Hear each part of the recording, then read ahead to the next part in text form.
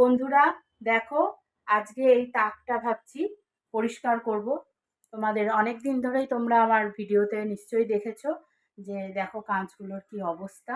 তো এটা একদম সময় পাচ্ছিলাম না, তো একটু একটু করে করব আর কি। প্রথমে এই নিচের তাক থেকে দেখো সমগ্র সবটা নামিয়ে নিয়েছি।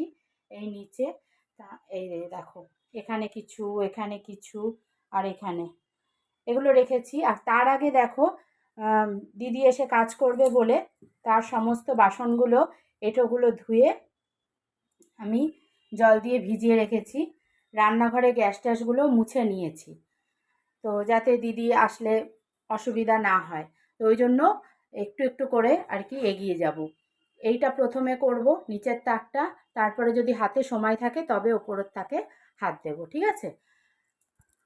তো বন্ধুরা, পুজো তো চলে এসেছে, তো তার জন্য এখন ঘরের এই সমস্ত কাজগুলো তো করতেই হবে।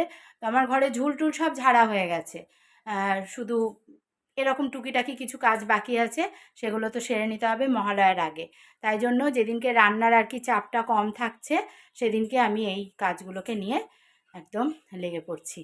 তো চলো বন্ধুরা, আর দেরি করব না, এখন এগুলো ঝটপট করে সেরে ফেলি, ঠিক আছে? পরে দেখা হচ্ছে।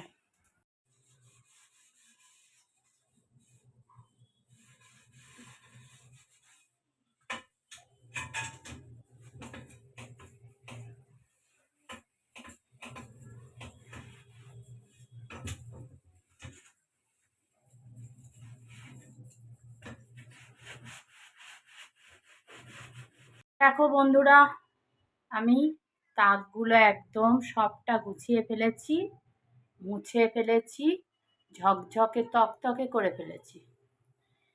দেখতে পাচ্ছ, একদম কমপ্লিট।